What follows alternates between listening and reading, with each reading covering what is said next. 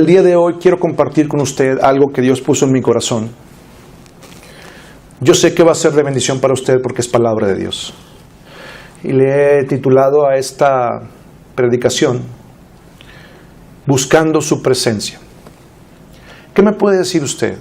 ¿Qué significa para usted buscar su presencia? Es a lo que yo hago, es a lo que usted hace. Y quiero tomar una historia que está en la Biblia, de la que se habla poco, pero que es una historia que trae mucho contenido y trae una enseñanza profunda y poderosa. El libro de Primera de Samuel, casi al empezar el libro de Primera de Samuel, un poquito más adelante del inicio, usted va a encontrar un evento, un tiempo en donde el pueblo de Israel estaba acostumbrado a no obedecer a Dios. Estaba acostumbrado a imitar las costumbres de los pueblos vecinos. Desde tiempo atrás, desde el tiempo de Moisés, Dios les había dicho muy claramente: no quiero que ustedes se mezclen con otros pueblos, que no le des a tus hijos para que se casen con las hijas de la gente que no conoce a Dios, que no son del pueblo de Israel, o viceversa, los hijos de ellos que se casen con tus hijas. ¿Por qué? Porque esto va a hacer que tú empieces a imitarlos a ellos. Y Dios no quería esto. Entonces, en ese tiempo, se habían mezclado personas de otros pueblos con el pueblo de Israel, y esto había contaminado, entre comillas, había diluido, de alguna manera, que el pueblo de Israel pudiera enfocarse en lo que Dios les había dicho. Empezaban a poner atención en otras cosas, empezaban a poner atención en otros ídolos, y esto hacía que la adoración de ellos o su corazón se convirtiera en un corazón, ¿cómo puedo decir? Mixto, en un corazón dividido. Ellos no se daban cuenta. En ese tiempo Dios empezó a permitir que los enemigos más cercanos, uno de los vecinos más cercanos, que eran los filisteos, estuvieran en guerra con ellos continuamente, en guerra, por mucho tiempo. Y una de las ocasiones en donde el pueblo de Israel ya por muchas veces había sido vencido por los filisteos, una vez más estaban en la batalla y estaban siendo vencidos de nuevo. Entonces, a alguien se le ocurre: ¿por qué no traemos el arca de Dios? El arca del pacto, ¿sí se acuerda del arca del pacto? En aquel tiempo, desde el tiempo de Moisés, en algunas ocasiones cuando tenían batallas, los sacerdotes sacaban el arca del pacto, que representaba la misma presencia de Dios. Y entonces Dios traía victoria al pueblo de Israel. Ellos vencían. Y los enemigos ya sabían que cuando esto pasaba ellos tenían que temblar, porque Dios mismo peleaba por ellos. Pues en esta ocasión fue diferente. Ellos trajeron el arca del pacto, los sacerdotes traían el arca cargando sobre sus hombros, algunos otros sacerdotes tocando el cuerno, era como una especie de trompeta, un shofar. El pueblo empieza a gritar de alegría: Dios está entre nosotros, Dios nos va a dar la victoria. Los filisteos empiezan a temblar de temor, pero siguen atacando. ¿Y cuál sería la sorpresa? De que aún con el arca del pacto, el pueblo es derrotado. Y no solamente eso. Esa es la primera y única vez que se menciona en la Escritura que un pueblo diferente a los judíos, que fueron los filisteos, capturaron el arca del pacto y se la llevaron, se la robaron. Imagine usted cómo se sentían los sacerdotes. El pueblo de Israel, que su símbolo de poder más preciado y más importante había sido robado por sus enemigos. ¿Qué pensaría usted? ¿Qué pensaría cualquiera de nosotros? ¿Qué onda, Dios? Es tu presencia y tú estás con nosotros. Lo más lógico para la mente humana en ese momento es decir: pues lo más seguro es que Dios nos abandonó. ¿Sí o no? Es lo más lógico. El pueblo de los filisteos llega a la ciudad de Asdod, que era una de las capitales importantes del pueblo de los filisteos. Y en ese lugar había un templo de un ídolo que ellos manejaban que se llamaba Dagón. Entonces llevan el arca y la meten dentro del templo del dios Dagón, entre comillas, y empiezan a hacer fiesta, empiezan a celebrar, porque aún con el arca del pacto, ahora ellos habían vencido. Los destruimos, les quitamos su tesoro más preciado, que era el arca del pacto, que representa la presencia de su Dios. Meten el arca en ese lugar, cierran la puerta, y al día siguiente en la mañana, dice la Biblia en 1 Samuel, que el ídolo Dagón, dentro del templo, que era una estatua enorme, estaba de frente hacia el piso, había sido derribada, ¿cómo podríamos decir? Se cayó y estaba postrada exactamente enfrente del arca del pacto de Dios. Cuando llegan los sacerdotes de Dagón, se dan cuenta de esto. No sé cómo le hacen, pero la Biblia dice que levantan otra vez la estatua, vuelven a cerrar la puerta en la noche, y al día siguiente, en la mañana, no solamente la estatua estaba otra vez derribada, sino que la cabeza y las manos habían sido cortadas. ¿Qué significa eso? La cabeza simboliza el control. La cabeza simboliza todo lo que es la estrategia y todo lo que hay para dirigir a una persona, en este caso un ídolo para dirigir a un pueblo. Había sido cortada. Y las manos significan poder.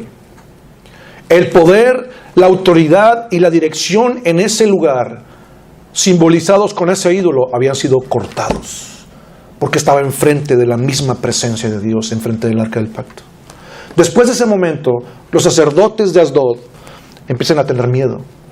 A partir de ese momento empiezan a salir en la piel de las personas tumores. No sé cómo será exactamente, eran como llagas en la piel. Unas bolas que se hacían, ¿cómo podemos decir? Se infectaban y empezaban a tener una enfermedad muy difícil en la piel. El pueblo completo. Y empezaron a morir personas de los filisteos. Entonces los 5 príncipes de los filisteos se juntaron en una reunión urgente. Tenemos que hacer algo. No podemos resistir esta arca del pacto porque representa la misma presencia del Dios de los judíos. Ya nos dimos cuenta que ni siquiera nuestro ídolo, nuestro Dios Dagón nos puede defender de él. Ya fue derribado. Estamos muriendo. Y empezaron a reconocer que había solamente un Dios poderoso, que era el Dios de Israel. Yo le invito a que saque por favor su Biblia. Y vamos a leer 1 Samuel capítulo 5, versículos 6 y 7. 1 Samuel 5, versículos 6 y 7, y después versículo 11. 1 Samuel 5, 6 y 7, y después versículo 11. Dice la Biblia: Y se agravó la mano de Jehová sobre los de Asdod, y los destruyó y los hirió con tumores en Asdod y en todo su territorio. Y viendo esto, los de Asdod dijeron: No quede con nosotros el arca del Dios de Israel, porque su mano es dura sobre nosotros y sobre nuestro Dios Dagón. Versículo 11: Y enviaron y reunieron a todos los príncipes de los filisteos, diciendo: Enviad el arca de Dios de Israel, y vuélvase a su lugar, y no nos mate a nosotros y a nuestro pueblo, porque había consternación de muerte en toda la ciudad, y la mano de Dios se había agravado ahí. Fíjese bien, la presencia del Dios de Israel se había convertido en una calamidad, en un castigo para ellos. ¿Por qué? Porque ellos eran enemigos. Porque ellos no eran parte del pueblo de Dios. Ellos contendían con el pueblo de Israel. Ellos habían robado el arca. Y la misma presencia de Dios estaba produciendo para ellos calamidad y castigo.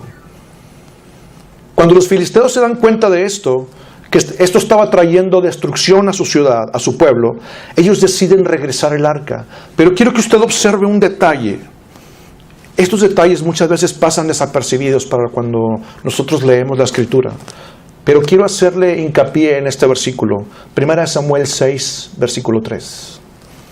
Cuando ellos están decidiendo regresar el arca, ellos piden consejo y van a buscar a sus sacerdotes de su dios Dagón, que se supone que es los que sabían de esto. Entonces le preguntan: ¿qué hacemos? ¿Cómo regresamos el arca? ¿Nada más la subimos en una carreta y la enviamos o cómo?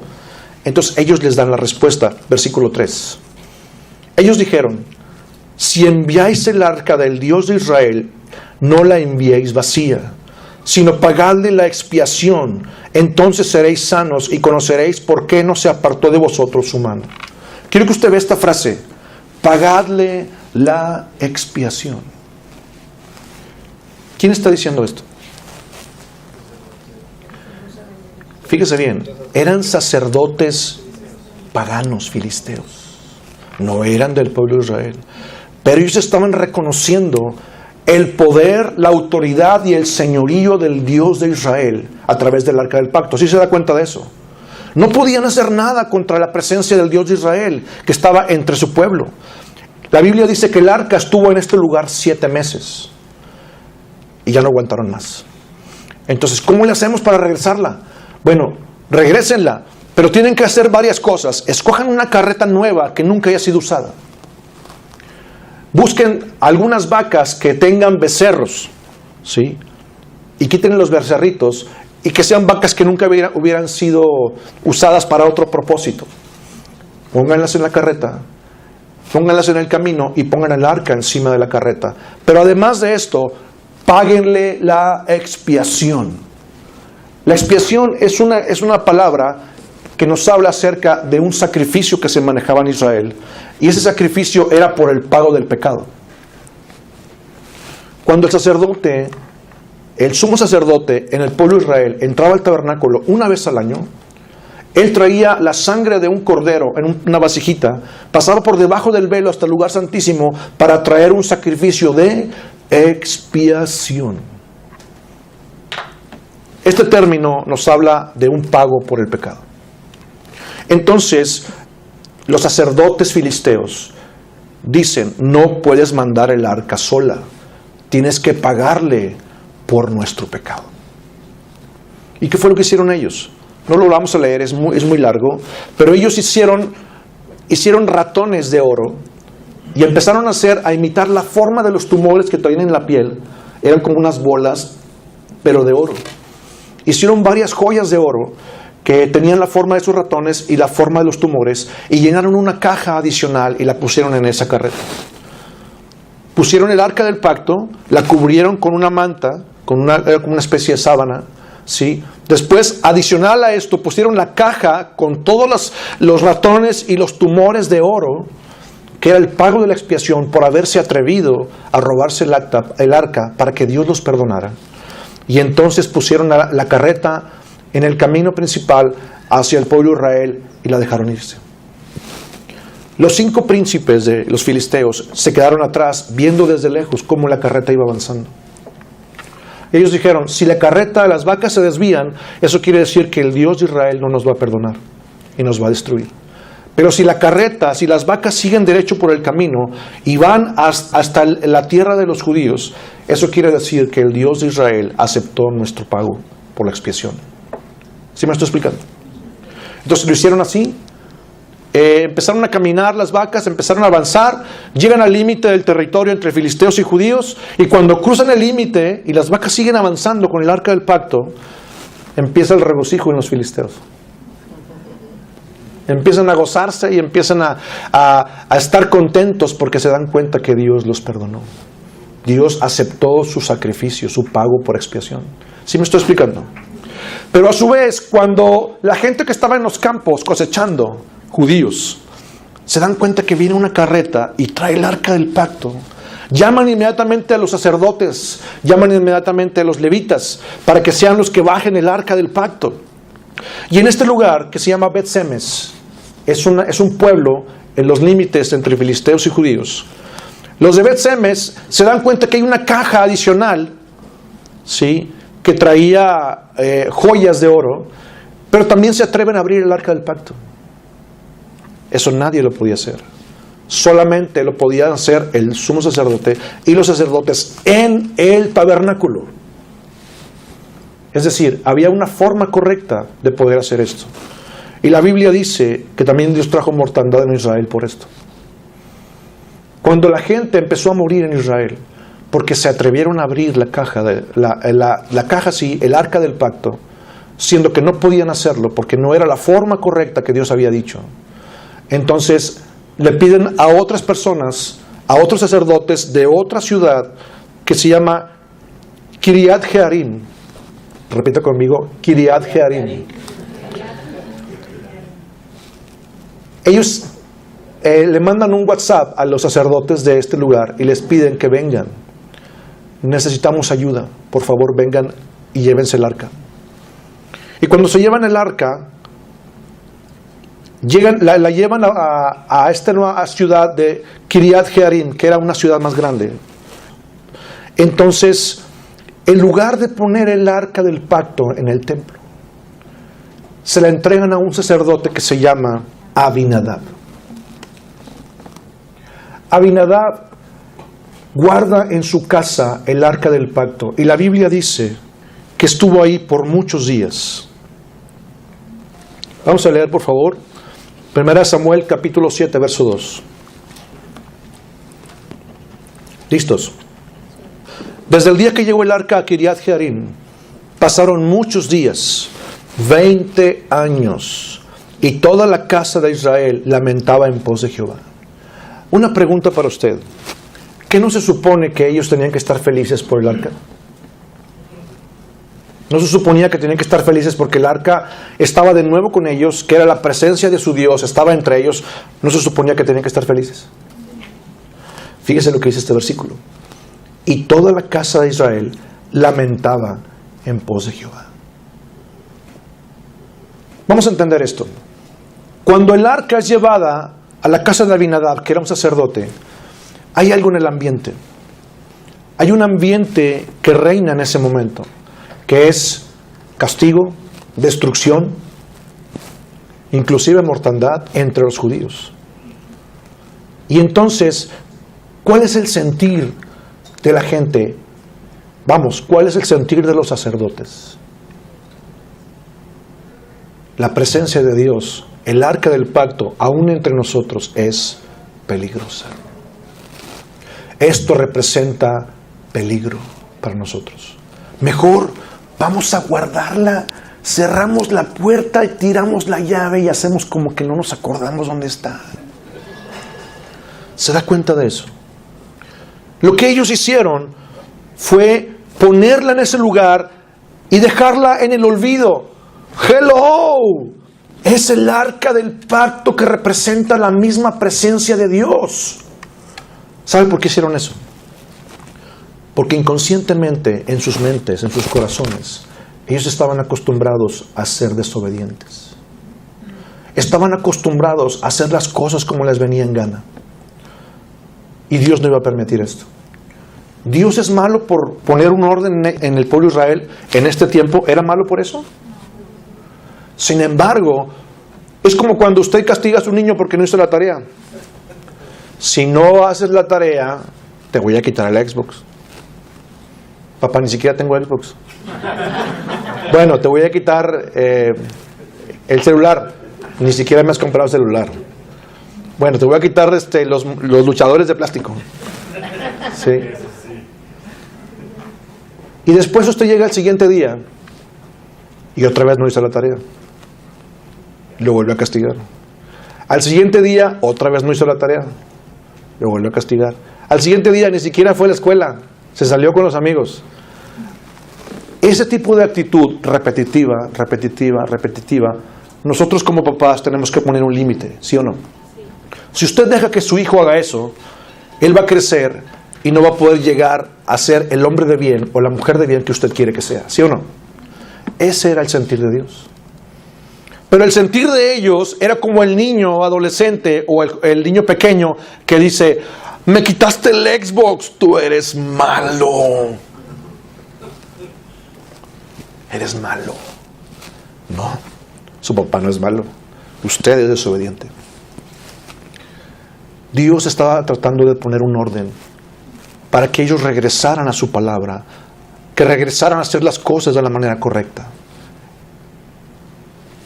Entonces ellos deciden guardar el arca porque era muy peligrosa. Pasa el tiempo. Y después de esto, ellos siguen siendo presa, siguen siendo vencidos por sus enemigos filisteos. Ahora imagine cómo se sentían los filisteos después de que regresaron el arca y Dios acepta su sacrificio.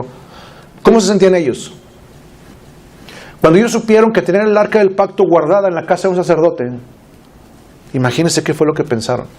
Quiero que usted vea la actitud de los filisteos, gente pagana, gente que no conocía a Dios. Ellos decidieron pagar la expiación por su pecado. Era reconocer la autoridad de Dios y alinearse ante Él. ¿Sí está claro eso? Ahora vea usted la actitud de los judíos. Esto es demasiado peligroso. Es un riesgo para nosotros. Vamos a guardar en la casa del sacerdote y tiramos la llave. Cuando siguen siendo vencidos, el profeta Samuel les dice, ¿ustedes quieren que Dios los ayude? Claro, Dios lo puede hacer. Vamos a leerlo. Primera de Samuel 7, 3 y 4. Primera de Samuel 7, versículos 3 y 4. Habló Samuel a toda la casa de Israel diciendo, si de todo vuestro corazón os volvéis a Jehová, quitad los dioses ajenos y a Astarot de entre vosotros, y preparad vuestro corazón a Jehová, y solo a él servid, y os librará de la mano de los filisteos. Entonces los hijos de Israel quitaron a los Baales y a Astarot, y sirvieron solo a Jehová. A partir del momento en que ellos empezaron a darse cuenta de que tenían que hacer cambios en su vida, cambios profundos, dejar de seguir a los ídolos que seguían, dejar de seguir su propio corazón y alinearse a lo que Dios decía para ellos, entonces las cosas empezaron a cambiar. Pasaron muchos años, repita conmigo, muchos años. Pasaron 20 años. Y en 20 años se levanta un rey, el primer rey de Israel, que se llama Saúl. Dios lo levanta y después de esto él desobedece varias veces. Y después de esto Dios escoge un nuevo rey, que es el personaje que conocemos como el rey David. Y pasaron todos estos años para que Saúl pudiera seguir reinando hasta que murió. Y después de que murió, David sube al trono, es coronado en Hebrón, y después de 7 años es coronado en Jerusalén, lo que ahora conocemos como Jerusalén, que en este tiempo era la ciudad de David, era el monte de Sión. ¿Cómo se llama nuestra iglesia? Sión. Ese lugar, que era una fortaleza jebusea, David la toma con sus hombres, y ese lugar se convierte en la fortaleza de David, se convierte en la ciudad de David y lo que ahora conocemos como la ciudad de Jerusalén. Entonces cuando David empieza a reinar en Jerusalén, él dice, necesitamos traer el arca del pacto. Cuando ellos van a la ciudad de Kiriat Jearim, a la casa del sacerdote Abinadab, la Biblia dice que va David, van su ejército y van sacerdotes. Y cuando llegan a este lugar, sacan el arca, los sacerdotes la traen en sus hombros y van caminando, está sobre una carreta, los sacerdotes van cuidando el arca. La Biblia dice que adelante van los cantores con arpas, iban todos felices por llevar la presencia de Dios hacia Jerusalén. Vamos a leerlo, Segunda de Samuel, capítulo 6, 5 al 9. Segunda de Samuel 6, versículos 5 al 9. Y David y toda la casa de Israel danzaban delante de Jehová con toda clase de instrumentos de madera de haya, con arpas, salterios, panderos, flautas, címbalos. Cuando llegaron a la era de Nacón, Usa extendió su mano al arca de Dios y la sostuvo porque los bueyes tropezaban. Y el furor de Jehová se encendió contra Usa, y lo hirió ahí Dios en aquella temeridad, y cayó ahí muerto junto al arca de Dios. Y se entristeció David por haber herido Jehová a Usa, y fue llamado a aquel lugar Pérez Usa, hasta hoy. Y también David a Jehová aquel día dijo, ¿cómo ha de venir a mí el arca de Jehová? Quiero que usted entienda una cosa importante aquí.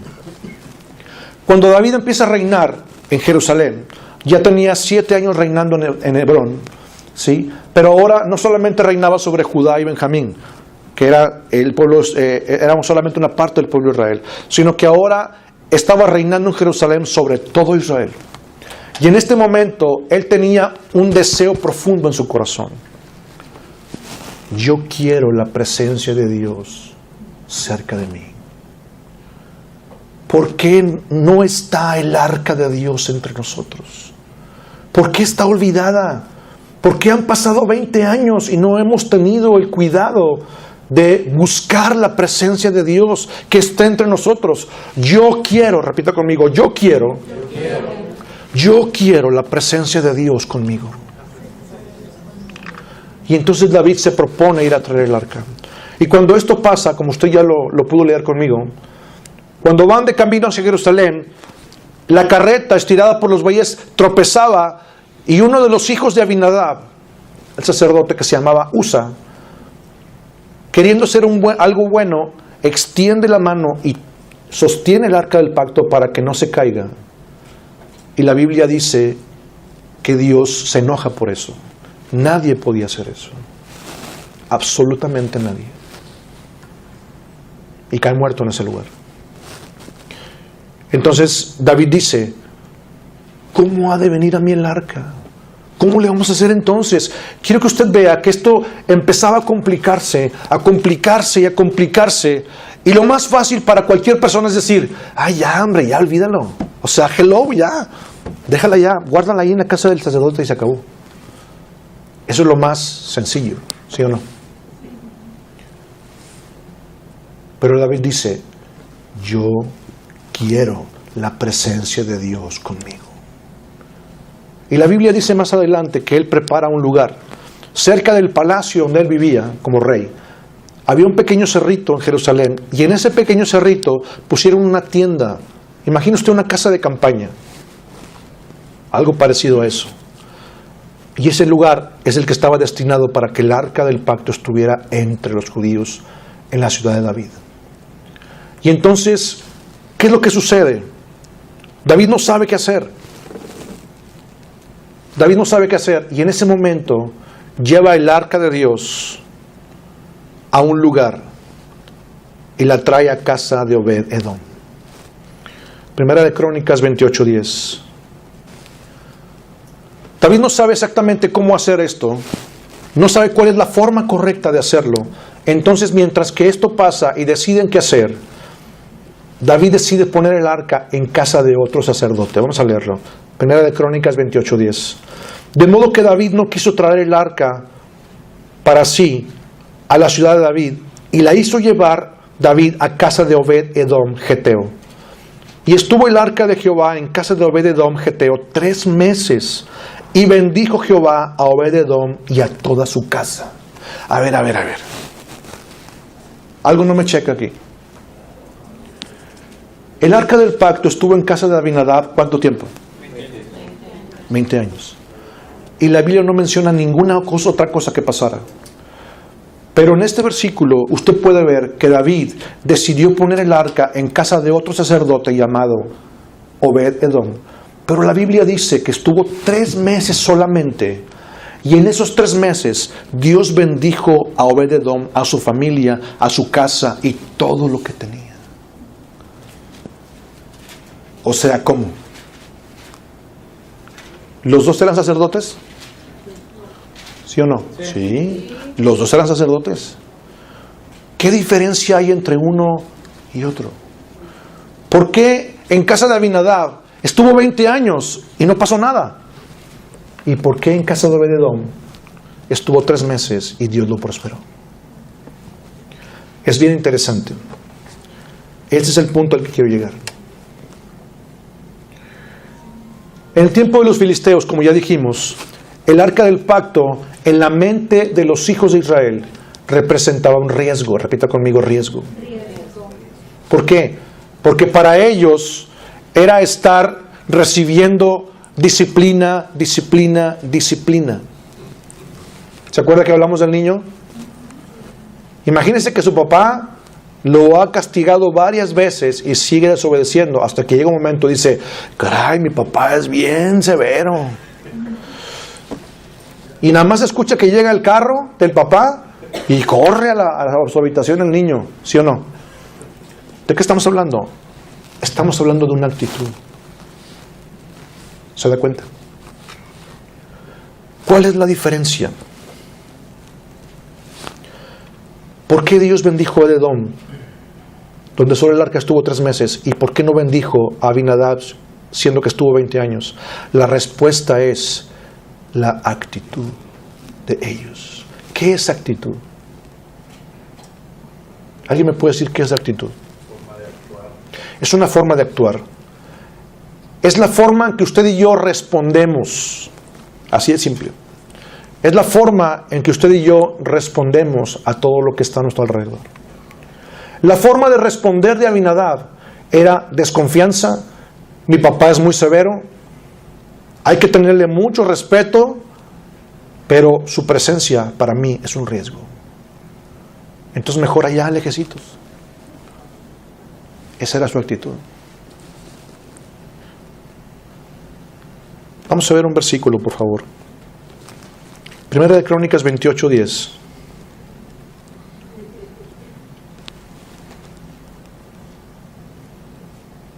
Primera de Crónicas 28:10. Cuando las obras de ellos, de Israel en tiempo de Abinadab, empezaban a causar problemas porque Dios los reprendía, regresaban a Dios pidiéndole perdón. Y Dios los perdonaba. Y otra vez desobedecían y regresaban otra vez pidiéndole perdón cuando había problemas, cuando eran derrotados, y Dios los perdonaba. Y otra vez desobedecían y era un cuento de nunca acabar. Esa era la actitud del pueblo de Israel en tiempo de Abinadab. Entonces, 1 Crónicas 28:10 dice: y llamó David a los sacerdotes Sadoc, Abiatar, y a los levitas Uriel, Azarías, Joel, Semaías, Eliel, Aminadab, y les dijo: vosotros que sois los principales padres de la familia de los levitas, santificaos vosotros y vuestros hermanos, y pasad el arca de Jehová Dios de Israel al lugar que le he preparado, pues, fíjese bien, por no haberlo hecho así vosotros la primera vez, Jehová nuestro Dios nos quebrantó, por cuanto no le buscamos según su ordenanza. Quiero que usted vea esto con precisión, lo que David está reconociendo.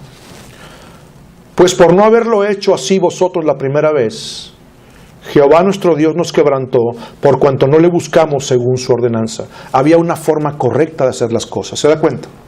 Entonces todo esto crea un ambiente en la mente de Abinadab. Esto es peligroso para mí, es peligroso por el pueblo, vamos a guardarla, cerramos la puerta y tiramos la llave. Ahora, ¿cuál es la diferencia con Obed-edom? Por favor, denme toda su atención. Este hombre, Obed-edom, era un sacerdote que tenía uno de los oficios más simples en el templo. Era portero. ¿Cuál era el trabajo de él? Abrir la puerta, cerrar la puerta. Abrir la puerta, cerrar la puerta.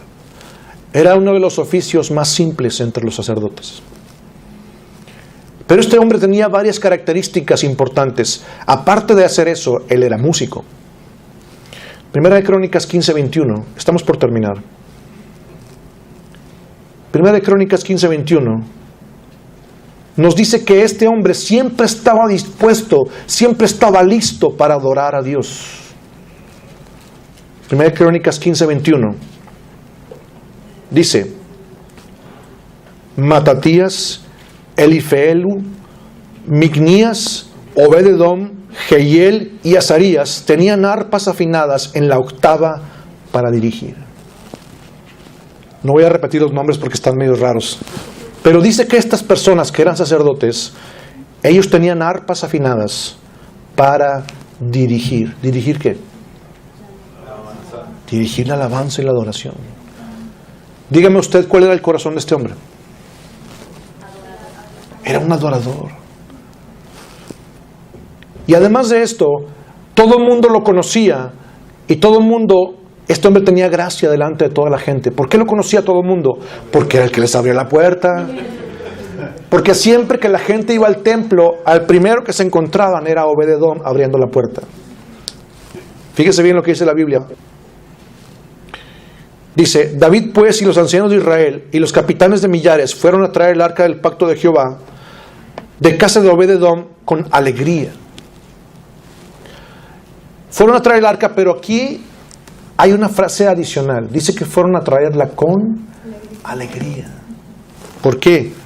Porque estaba en casa de este hombre que todo el mundo lo conocía. Porque esta era una persona que todo el mundo le caía bien, que todo el mundo lo conocía, a pesar de que su oficio era muy simple. Pero además de esto, fueron a recoger el arca con alegría, porque ellos se enteraron que Dios había bendecido la casa de Obed-edom. Contrario a todo lo que había pasado 20 años atrás. Yo le aseguro a usted que toda la gente de Israel sabía lo que había pasado en tiempo de Abinadab. Dios los castigaba y los castigaba y los reprendía y los disciplinaba. Mi papá es bien severo. Le tenemos mucho respeto, pero mejor lejecitos. Pero en el tiempo de David, las cosas fueron muy diferentes. Porque David, dice la Biblia, que era un hombre conforme al corazón de Dios y que era un hombre que le buscaba en adoración. Entonces imagine usted, esto es un punto bien interesante. Cuando David quiere traer el arca, la Biblia dice, lo comentó ahorita, iban los sacerdotes con arpas, con címbalos, con música, con adoración, ¿sí? Trayendo el arca la primera vez, pero cuando Dios hiere a Usa y muere, David dice, ¿cómo le voy a hacer para traer la presencia de Dios a mi casa? A Jerusalén, a la ciudad de David. Y entonces dice, no la puedo llevar ahora, la voy a dejar en casa de alguien que conozco. ¿A quién? ¿A quién? ¿A quién? ¿A quién? Y entonces va viendo a Obed-Edom, dice, este hombre está en el templo, este hombre es adorador como yo. Este hombre se deleita estar en la presencia de Dios. Este hombre dirige la adoración. Este hombre es el indicado. Dígame usted, ¿cuál es la actitud de Obed-Edom? Alegría. Alegría de corazón. Él estaba disfrutando la presencia de Dios. Él estaba valorando que el arca del pacto de la presencia del Dios de Israel estuviera en su casa. Esto no lo dice la Biblia. Pero yo puedo imaginar a Obed-Edom levantándose de mañana antes del amanecer y poniendo incienso en el cuarto donde estaba la presencia de Dios, agarrando su arpa y empezando a adorar a Dios. Dios, gracias por tu presencia en mi casa. Dios, gracias porque tú eres bueno. Dios, gracias porque tú eres santo. Y empezaba a adorarle sin que nadie se diera cuenta, justo como lo hacía David, a solas. Dios dirige a David para que deje el arca del pacto en casa de Obed-Edom. ¿Por qué? Porque Dios se agradó del corazón de Obed-Edom. Dios se agradó de que él estaba dispuesto a buscarle y a adorarle. ¿Encuentra usted una diferencia entre los dos personajes? Abinadab, Obed-Edom. ¿Por qué estoy trayendo esto? Necesitamos entender que Dios no busca nuestros talentos. Dios no busca tu habilidad, tu experiencia, tu educación. Él nos ha regalado todas esas habilidades. No podemos, perdóname por la palabra que voy a usar, no podemos apantallar a Dios con nuestras habilidades. O porque ofrendas mucho o poquito. No. Dios no busca eso de ti. Él busca tu corazón. Lo que Él está buscando es la actitud con la que tú te presentas delante de Él.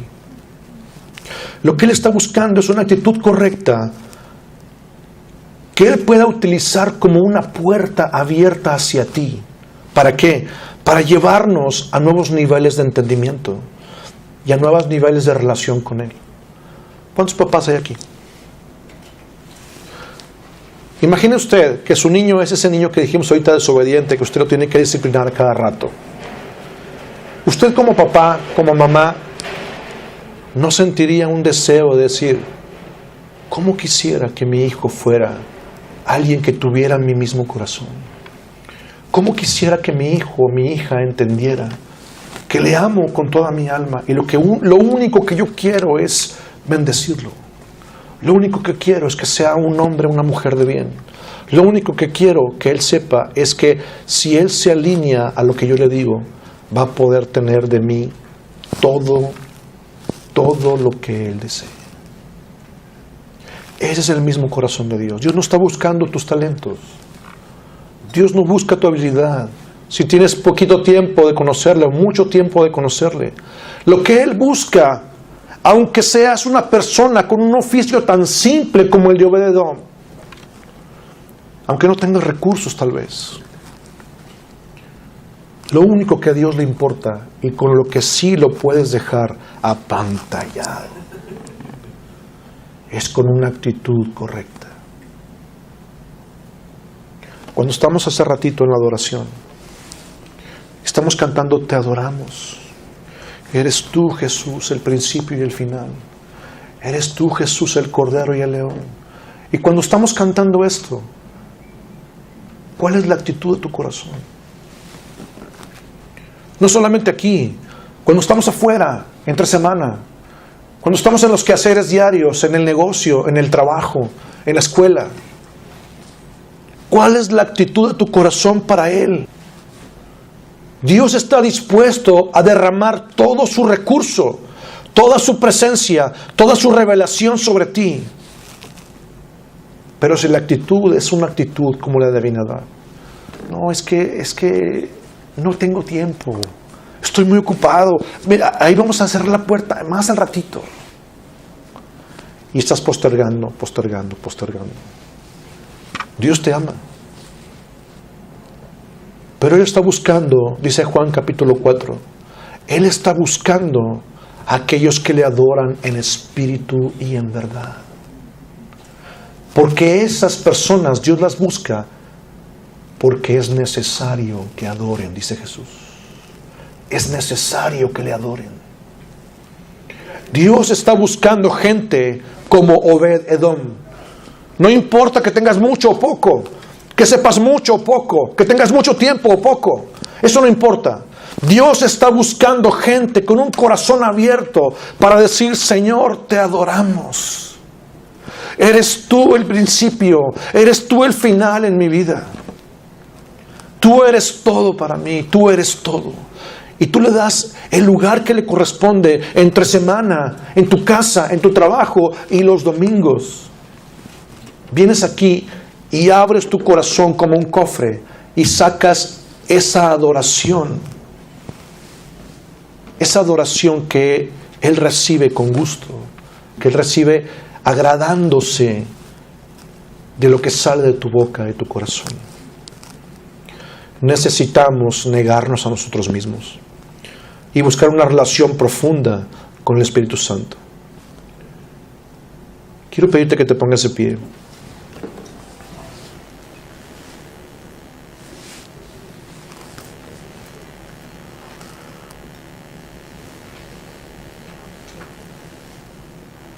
Cierra tus ojos.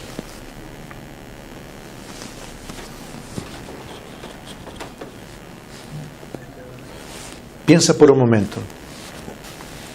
Tal vez tienes poquito tiempo de conocer a Dios y estás enterándote de esto que acabo de compartir. Nunca habías escuchado esto. O tal vez tienes muchos años de conocer a Dios.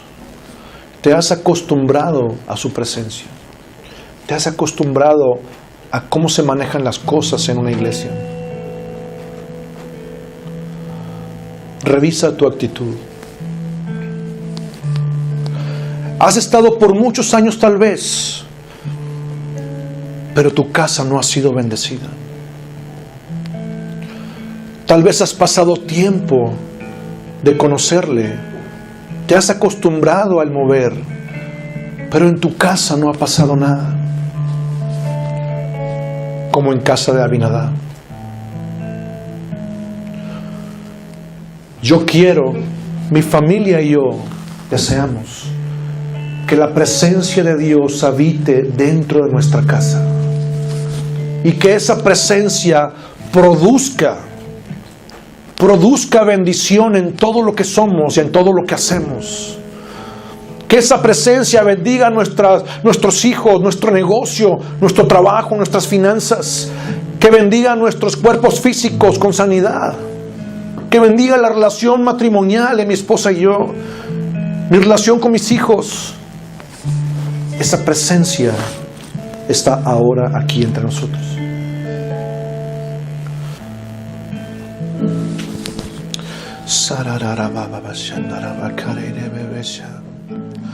Oh Dios, te adoramos.